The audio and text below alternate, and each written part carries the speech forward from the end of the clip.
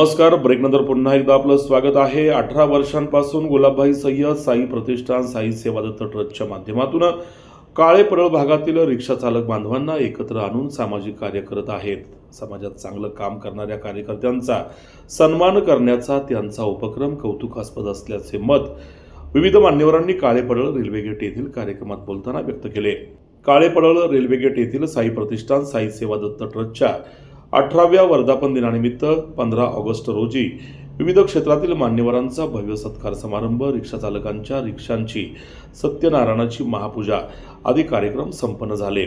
यावेळी साई प्रतिष्ठानचे संस्थापक अध्यक्ष गुलाबभाई सय्यद यांनी सर्व क्षेत्रातील उत्कृष्ट काम करणाऱ्या मान्यवरांचा पुरस्कार देऊन सन्मान केला.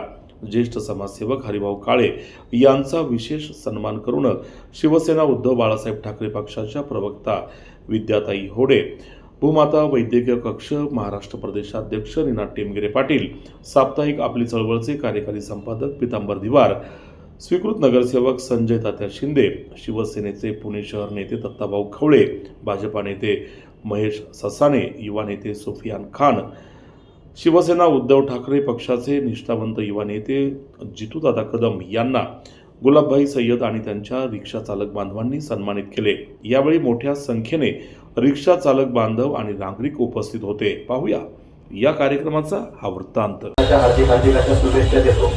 आणि गुलाबबाई दरवेळेस विविध उपक्रम या भागामध्ये राबवत असतात. गुलाबबाई आपलं कौतुक करणं तेवढं कमीच आहे.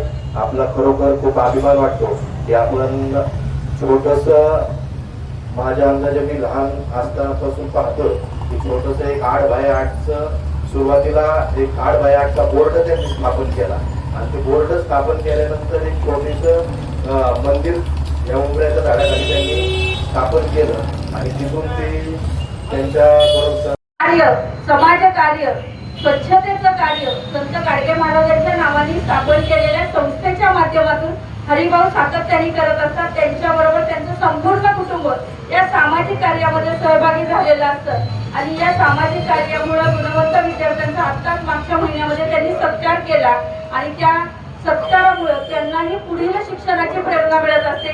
भाऊ, तुम्ही या ठिकाणी उपस्थित झाला आणि गुलाबबाईंचं कार्य म्हणजे खरंच त्यांचाही आभार मानले पाहिजे की त्यांनी आम्हा सगळ्यांना या ठिकाणी एकत्रितरित्या गुंतलेलं आहे आणि त्यामुळं आम्हालाही आमचा सत्कार केल्यामुळे आम्हालाही कार्याची प्रेरणा मिळत असते. त्यामुळे साई दत्त सेवा ट्रस्ट याचे संस्थापक अध्यक्ष गुलाबभाई सय्यद आणि सर्व त्यांचे सहकारी, त्यांच्या कार्याला हातभार लावणारे त्यांचे सगळे, या सगळ्यांचाही मी आभार व्यक्त करते. गुलाबबाई मुस्लिम समाजाचे आहेत, पण दत्ताला आणि साईबाबाला एवढं मानतात. त्यांनी एवढं मोठं मंदिर या ठिकाणी बांधलेलं आहे. खरंच त्यांचं कौतुक करावं तेवढं थोडंच आहे. आपण पाहतो आता बऱ्याच ठिकाणी जातीपातीचं राजकारण चाललंय, पण ह्यांनी त्या पद्धतीचं म्हणजे 25 वर्षापासून जर हे होत असलं तर खरंच त्यांनी त्याचा विचार करूनच हे काम केलेलं आहे. ते कौतुकास्पद आहे. त्यांनाही अनेक पुरस्कार मिळालेले आहेत आणि मीही अनेक अशा चांगल्या व्यक्तींना कायम पुरस्कृत करत असतो. प्रत्येक वर्षी संत गाडगे बाबा सामाजिक जाणीव पुरस्कार म्हणून देत असतो की आपण ज्या समाजात राहतो त्या समाजाचं आपण काहीतरी देणं लागतो किंवा भावनेतून आपण काय ना समाजासाठी केलं पाहिजे. आज 15 ऑगस्ट आहे, 15 ऑगस्ट आहे, सर्वांना शुभेच्छा. तर देश सेवा आपण म्हणतो, तर देश सेवा आपण बॉर्डरवर राहूनच केली पाहिजे असं काही नाही. तर ती सेवा आपण समजा रोडने चाललो आणि एखादा मोठा दगड आलाय आपल्याला मध्ये समोर येतोय, लोक त्याच्या बाजूने वळसा घालून जातात. आपली जर आपण जर तो दगड बाजूला चाललं ती एक देश सेवाची. एखादा नळ जर चालू दिसला आणि तो नळ आपण पाणी व्हायला ते म्हणून बंद केला ती एक देश सेवाची.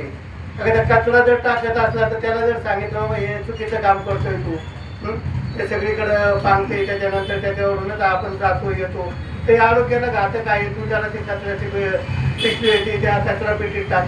हे सुद्धा देश म्हणजे आपल्याला बॉर्डरवरच केलं पाहिजे नाही असं नाहीये. आपण आपल्या दररोजच्या जीवनातून सुद्धा देश सेवा करू शकतो. सांगाल तेवढं थोडंच आहे आणि वेळ खूप झालेला आहे. आणि 7 वाजताचा कार्यक्रम होता. आमच्या शेजारीची एक मैत झाली, अगदी शेजारी, आणि त्यांचे मुलगा बेंगलोरला होता.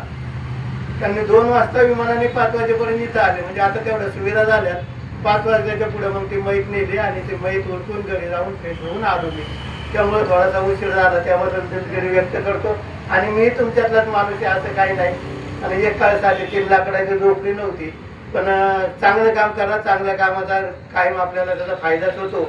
संत गाडगेबाबाच्या कृपेने आणि तुमच्या सगळ्यांच्या आशीर्वादाने आता जे चाललंय ते ठीक चाललंय. मला या ठिकाणी बोलवलं आणि मला पुरस्कृत करणार आहे, त्यांचे मनापासून धन्यवाद देतो. आणि खरंच गुलाबबाई बरोबर जे काही कामं करतात सर्वजण त्यांचे मनापासून मी आभार मानतो. की खरं एकट्याचं काम नाही, सगळ्यांनी साथ दिल्याशिवाय तर कुठलंही काम होऊ शकत नाही. कुटुंबात असलं तर कुटुंबाने सगळ्यांनी साथ दिली तर ते कुटुंब पुढे जाते. काय तर त्याची अधोगती होती. त्या पद्धतीने गुलाबबाईच्या कामाला शुभेच्छा देतो.